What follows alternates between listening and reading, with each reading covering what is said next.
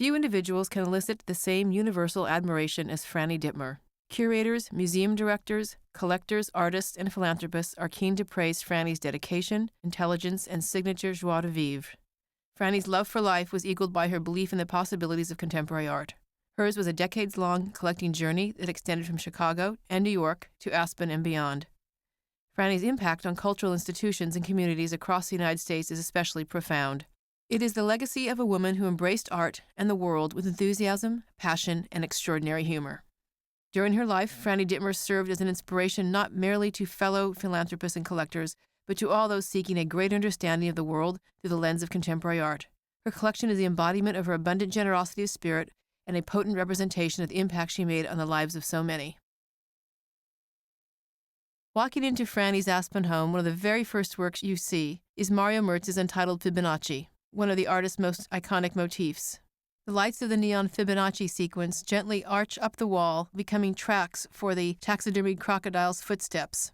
And turning up the stairs, you would see Thomas Schute's monumental cherry column from 1987, with the Aspen Mountain landscape behind it through the window. Franny had always been an early supporter of Martin Puryear's work, having acquired works from his longtime dealer in Chicago, Donald Young. Untitled 1989 is an essay in poetic form.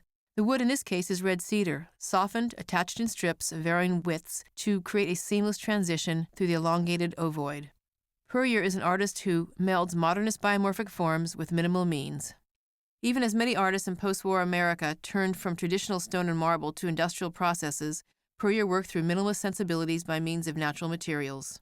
Puryear was carving and joining by hand, honing obdurate materials into flexible shapes, abstract forms that highlight the material and labor of their making.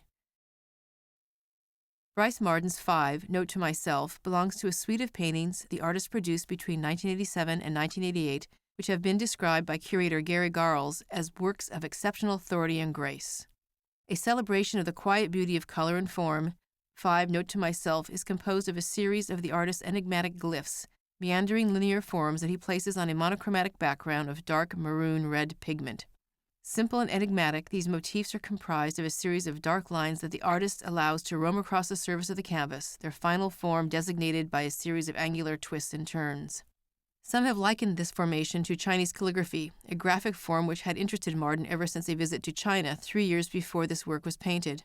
While some have likened these ciphers to a form of language, others, such as curator Gary Garles, argue that these linear forms are not meant to be a form of figurative representation. Instead, they are meant to be a part of a more universal language of expression. The 3 works by Rudolf Stingel in Franny's collection really demonstrate his range as an artist and his use of wildly divergent materials. The beautifully intimate self-portrait entitled Bolego of 2007, the monumental diptych Untitled of 2002, made from silver-fronted Celotex insulation foam, and the third Untitled work, which is a rich oil on canvas simulating the surface and texture of highly flocked gold wallpaper. Untitled Bolego, a strikingly intimate self-portrait meticulously painted in velvety strokes of gray, charcoal, and cream, is a rare glimpse into the mind of one of the most innovative artists of our time. Untitled Bolego is at once powerful and quietly introspective. The starkness of the black and white image recalls the grainy, often mysterious quality of vintage photographs and the haunting richness of film noir. Indeed, the painting is based upon a photograph taken by the artist's friend, the photographer Roland Bolego. The painting resulted from Stingel's collaboration with Bolego, in which he orchestrated a series of carefully choreographed vignettes that Bolego then captured in film. In this way, the present work achieves Stingel's postmodern objective to create a picture of a picture.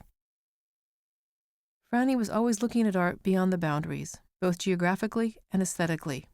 Fernanda Gomes, a Brazilian artist born in Rio de Janeiro, is one of the most interesting artists in the Dittmer collection, and she is one of the most interesting artists of her generation working in Brazil.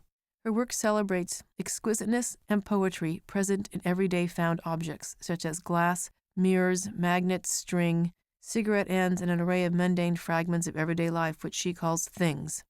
True to Franny's great sense of humor and sense of placement, Untitled, a delicate sculpture made from cigarette papers, hung in Franny's bathroom, encased by glass windows over a wooden bathtub with the Aspen Woods as its backdrop. One of the most extraordinary and exciting paintings in the Dittmer collection is Cy Twombly's Untitled from 1964. It's a masterful statement representing the breadth of the artist's cultural immersion in his Mediterranean surroundings. Combining the freer forms of Jackson Pollock's canvases with Jean Dubuffet's art brut gritty surfaces, Kurt Varnado identified in Twombly's canvases a carnal liquidity. The shift from density to sparseness, from concentrated color to splashes of pinks and reds that fuse into loose graphite markings is also characteristic of Twombly's oeuvre. In Untitled, such progressions create the sense of instability and chaos that echo the artist's narration of Commodus's demise. Untitled is a significant example of Twombly's desire to defeat tradition even as he engaged with it.